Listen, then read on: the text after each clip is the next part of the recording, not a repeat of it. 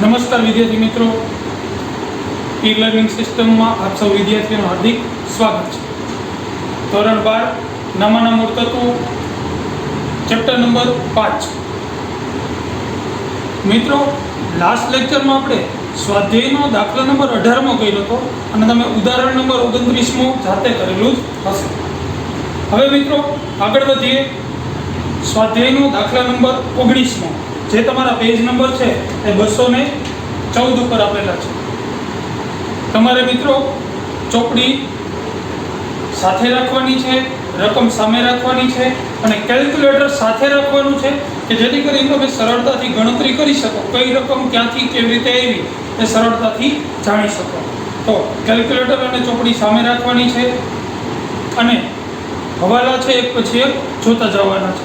Ready? તો મિત્રો આપણે શરૂ કરીએ સ્વાધ્યાયનો દાખલા નંબર 19.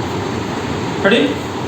ટપુ અને સોનું 1:2 પ્રમાણમાં નફો નુકસાન વહેંચી લેતા એક પેઢીના ભાગીદારો છે. જો બે ભાગીદારો ટપુ અને સોનું, પ્રમાણ આપ્યું છે 1:2. આપણે લખી નાખીએ પેલા ગણતરીમાં, અહીં લખી નાખી જૂનો ભાગ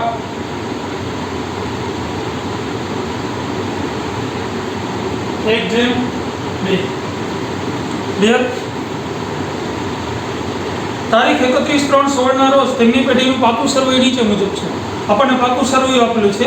મૂડી દેવા રકમ રૂપિયા, મિલકત લેણા રકમ રૂપિયા. રેડી?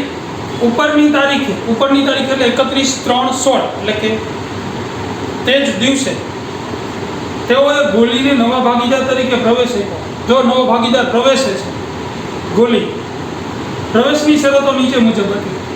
અમુક શરતો આપી છે જેને આપણે હવાલા કહી છે. રેડી? સૌથી નીચે એવું કીધું છે, જરૂરી ખાતા તૈયાર કરી પ્રવેશ બાદનું પાકું સરવૈયું તૈયાર કરો.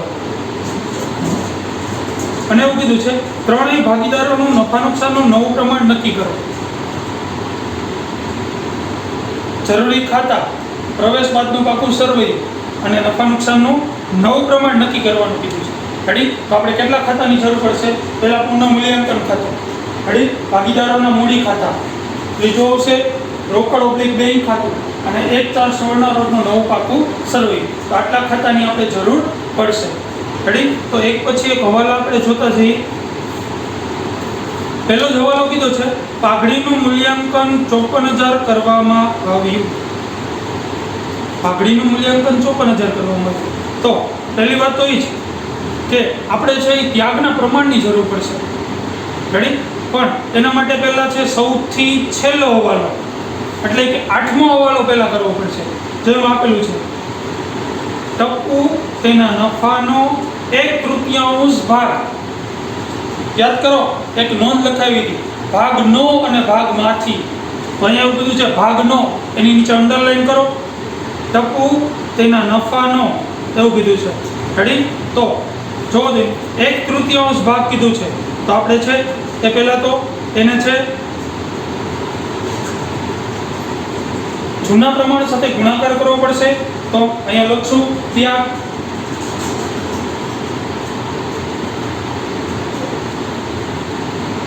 એનું સૂત્ર છે જૂનો ભાગ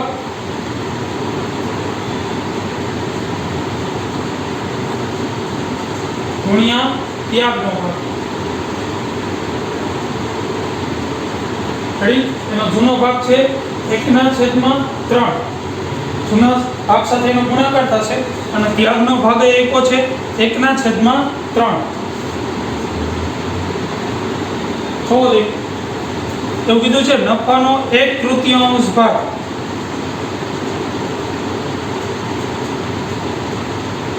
રેડી? એટલે બંનેનો છે એ ગુણાકાર કરશો એટલે આવશે 1/9.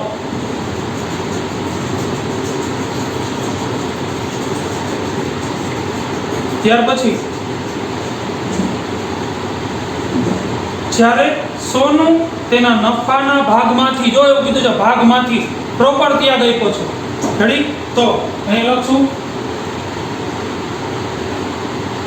સોનું ભાગમાંથી પ્રોપર ત્યાગ આપી દીધો છે 1/6. પ્રોપર કહી દીધું છે એટલે આ ત્યાગ છે એનો. બરાબર, પણ ત્યાગમાં છે એ બંનેના છેદ છે એ કેવા હોવા જોઈએ? તો કે સરખા હોવા જોઈએ. તો જોવો જોઈએ અહીંયા છે એ આના છેદમાં છે 9, આના છેદમાં છે 6. તો એવી કઈ રકમ છે કે જે 6 અને 9 બંનેના પાડામાં આવે? રેડી? તો જોઈએ પહેલા 6 થી ધ્યાનમાં લેવાય.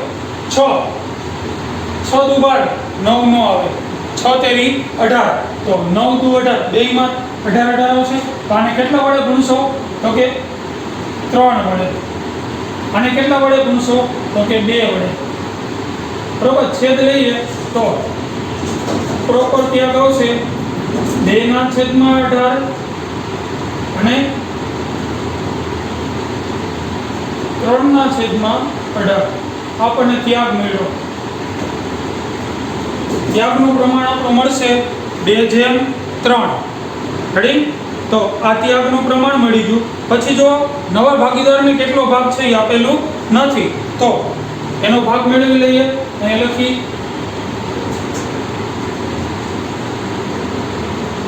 ભાગ બરાબર પુનો ત્યાગ પ્લસ સોનો ત્યાગ. આનો ત્યાગ આપેલો છે 2/18 પ્લસ 3/18. સરખા છે એટલે મળશે 5/18.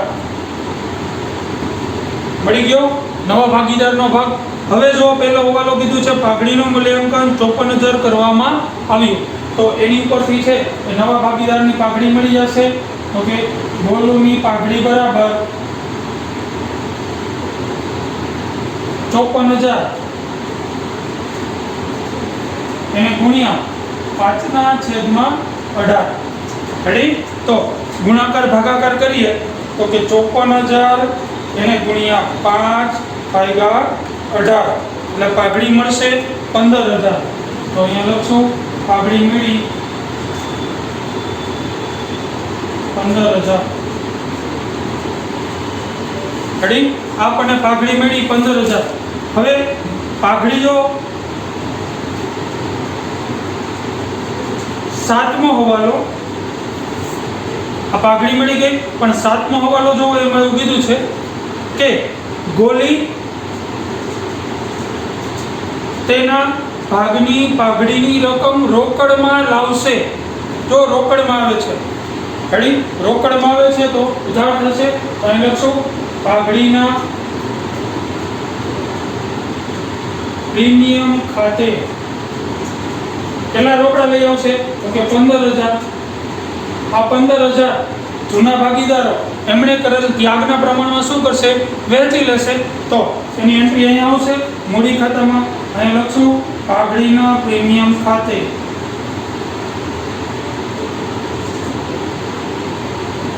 રેડી? 15,000 ને વેચીએ ત્યાગના પ્રમાણમાં એટલે કે 2/3 તો કે 15,000 એને ગુણ્યા 2/5 એટલે આવશે 6,000. અહીં લખશું 6,000. રેડી? હવે 15,000 માંથી 6,000 બાદ કરી નાખીએ એટલે બીજાની મળી જાય 9,000. ક્લિયર? નવો ભાગીદાર પોતાના ભાગની પાઘડીની રકમ છે એ રોકડમાં લઈ આવ્યો. એ રકમ જૂના ભાગીદારોએ એમણે કરેલ ત્યાગના પ્રમાણમાં વેચી લીધી. જો મિત્રો અહીંયા ખાસ ધ્યાન રાખવાનું છે કે ત્યાગને અસર કરતા હવાલા અને પાઘડીના અસર હવાલા છે એ સૌથી છેલ્લે આપ્યા છે. એટલે આપણે પહેલાં છે એ જોઈ લેવાનું કે એના હવાલા ક્યાં છે. એ હવાલા હંમેશા પહેલાં કરવાના રહે. અહીંયા છે છેલ્લા હવાલા આપેલા હતા. રેડી? ત્યાર પછી આપણે જોઈએ હવાલા નંબર 2. પહેલો હવાલો થઈ ગયો, 7મો થઈ ગયો, 8મો થઈ ગયો. બીજો હવાલો જોઈએ. દેવાદારો પર ઘાલખાત અનામત 10,000 રાખવી. જો જૂના પાકા સરવૈયામાં દેવાદારો આપેલા છે 10,000, 80,000. તો અહીંયા પહેલા લખશું 15મી સાઈડ દેવાદારો, 15મી સાઈડ 80,000. હવે માઇનસ ઘાલખાત અનામત કેટલી રાખવાની કીધી? તો કે 10,000. રેડી? આ 10,000 એમાંથી બાદ કરીએ એટલે દેવાદારો વધશે 70,000. ક્લિયર? હવે જો આ ઘાલખાતા અનામત એ આપણા માટે એક પ્રકારનો ખર્ચ છે, પણ એ ખર્ચને પહોંચી વળવા માટે જૂના પાકા સરવૈયામાં મૂડી દેવા બાજુ જો આપેલા છે 16,000. હિયર જો દે સૌથી છેલ્લી એન્ટ્રી મૂડી દેવા બાજુ 16,000 આપેલા છે. એનો મતલબ એવો થયો કે ઘાલખાતને પહોંચી વળવા માટે આપણે ગયા વર્ષે 16,000 અલગથી રાખ્યા હતા. આ વર્ષે ખર્ચ કેટલો થયો તો કે 10,000, તો કે વૈધા કેટલા 6,000. આપણો લાભ થયો તો પૂર્ણ મૂલ્યાંકન ખાતામાં જમા બાજુ અસર આપશો અને લખશો ઘાલખાત અનામત ખાતે કેટલા 6,000. જો ઘટ્યા હોત પૈસા ઘટ્યા હોત 16,000 હોત ને આપણી પાસે 10,000 જો 6,000 ઘટ્યા હોત તો આ બાજુ લખો વૈધા આપણો લાભ થયો એટલે ક્યાં લખ્યા છમા બાજુ. ક્લિયર? ત્યાર પછીનો વાલો જોઈએ જમીન મકાનની કિંમતમાં 10% વધારો કરવો. પ્રોપર કહી દીધું છે જમીન અને મકાનમાં 10%નો વધારો કરો. જૂનામાં જો જમીન મકાન આપેલું છે 3 લાખ. રેડી? તો 3 લાખના 10% એટલે 30,000 વધારો છે લાભ થાય છે. એ લખશો જમીન મકાન ખાતે કેટલા તો કે 30,000. રેડી? એની નવી કિંમત લખી નાખી. જો 3 લાખ તો હતા 30,000 નો વધારો થયો તો અહીંયા એની નવી કિંમત લખી જમીન મકાન 3,30,000. ક્લિયર? ત્યાર પછીનો વારો યંત્રોની ચોપડે કિંમત તેની બજાર કિંમત કરતા 25% વધુ છે.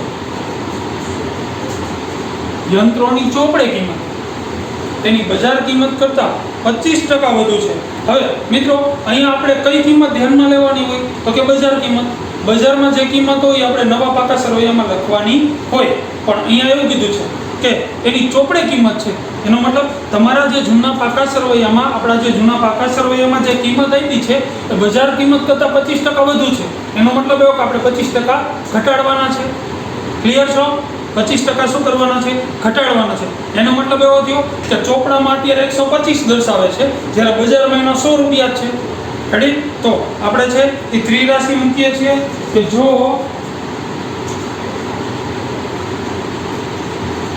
બજાર કિંમત છે એ જ્યારે 100 હોય ત્યારે ચોપડી કિંમત કેટલી છે 125. તો આ દર્શાવીએ કે જો બજાર કિંમત 100 હોય તો ચોપડી કિંમત 25% વધુ છે એટલે આના 25. તો અત્યારે ચોપડી કિંમત કેટલી દર્શાવે છે 125. ક્લિયર? આની ત્રિરાશિ મૂકીએ કે જો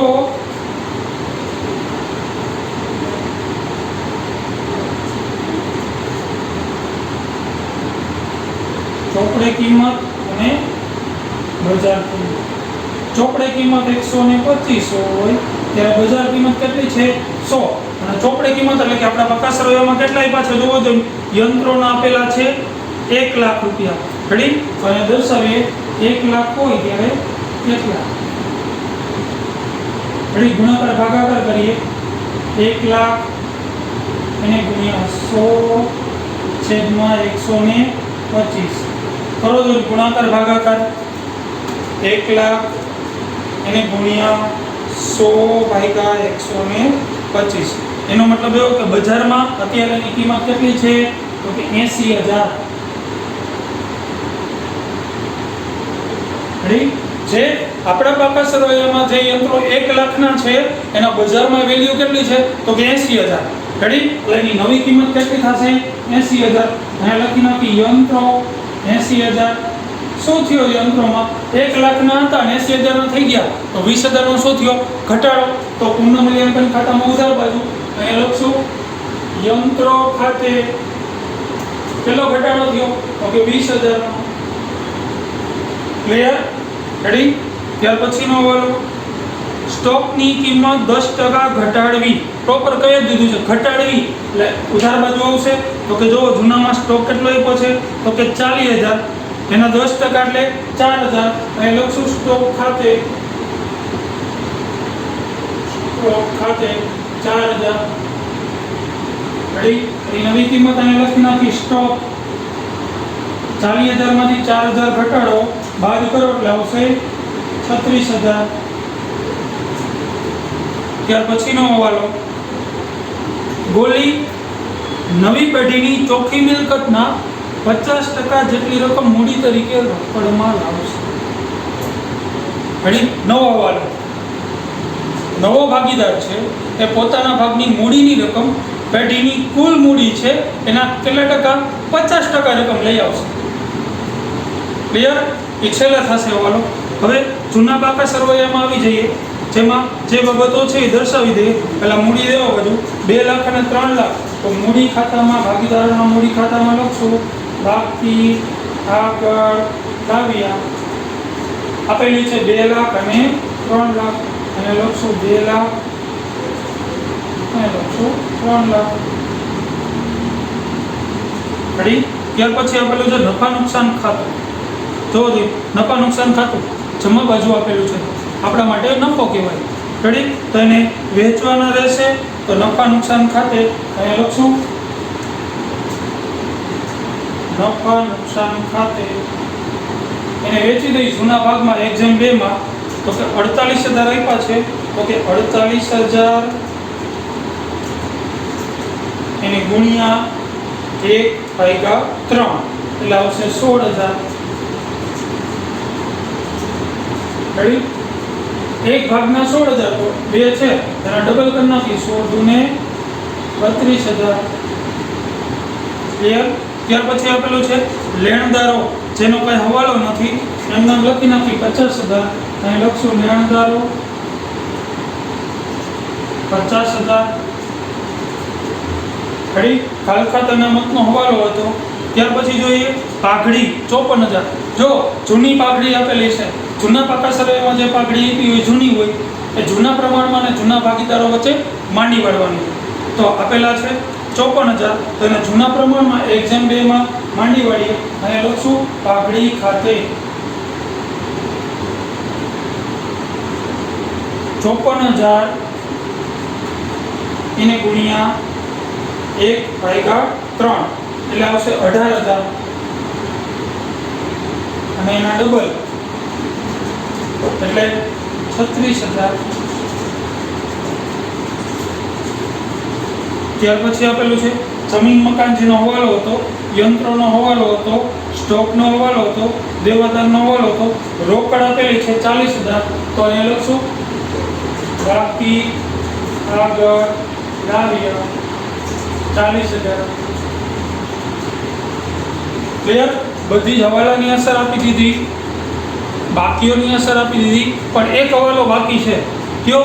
તો કે છઠ્ઠો હવાલો. નવો ભાગીદાર નવી પેઢીની ચોખ્ખી મિલકતના 50% રકમ મૂડી તરીકે લઈ આવશે. આ હવાલો છેલ્લે થશે. પહેલા આપણે પુનઃ મૂલ્યાંકન ખાતું બંધ કરીએ છીએ, તો આ બાજુનો સરવાળો છે એ આવશે 36,000. આ બાજુ દર્શાવીએ 36,000. રેડી? 36,000 માંથી 24,000 બાદ કરીએ, -24,000. તફાવતની રકમ આવશે 12,000. ઉધાર બાજુ મળશે એટલે આને કહેવાય નફો, જે જૂના ભાગમાં એટલે કે 1/2 ના પ્રમાણમાં વેચવાનો હોય જૂના ભાગીદારો વચ્ચે, એટલે કે ટપુ અને સોનું. રેડી? તો કે 12,000 એને ગુણ્યા 1/3 આવશે 4,000. આના 4,000 તો આના ડબલ એટલે કે 8,000. અહીંયા ઉધાર, આ બાજુ જમા. અહીંયા લખશું પુનઃ મૂલ્યાંકન ખાતે 4,000 અને 8,000. હવે મિત્રો લાસ્ટ હવાલો હવે થશે. કઈ રીતના? તો કે ચોખ્ખી મિલકત કઈ રીતના મળે? આ બાજુનો સરવાળો કરવાનો બેયનો, આ બાજુ તફાવત બાદ કરી જે રકમ મળશે, આ જે રકમ મળે ને એ આપણી ચોખ્ખી મિલકત કહેવાય. ચોખ્ખી મિલકતના 50% રકમ. તો એનો મતલબ એવો થયો મિત્રો કે આ બે લઈ આવશે એ મૂડી તરીકે 50% લઈ આવશે, આ એકલો 50% લઈ આવશે. તો અહીં આપણે બે તફાવતની રકમ મળે એ બેનો શું કરી નાખવાનો? સરવાળો. એ સરવાળો મળી જાય, એકલો લઈ આવશે. તો પહેલા આ બાજુનો સરવાળો કરીએ. 2 લાખ પ્લસ 16,000 પ્લસ 6,000 પ્લસ 4,000 એટલે મળશે 2,26,000. તો અહીંયા લખશું 2,26,000. આ બાજુ દર્શાવીએ 2,26,000 રેડી 2,26,000 માંથી બાદ કરીએ 18,000 એટલે મળશે 2,08,000 આને આપણે કહેશું બાકી આગળ લઈ ગયા રેડી એક ના બાજુનો સરવાળો કરશું 3 લાખ પ્લસ 32,000 પ્લસ 9,000 પ્લસ 8,000 એટલે મળશે 3,49,000 તો અહીંયા દર્શાવશું 3,49,000 આ બાજુ દર્શાવીએ 3,49,000 એમાંથી બાદ કરીએ 36,000 એટલે મળશે 3,13,000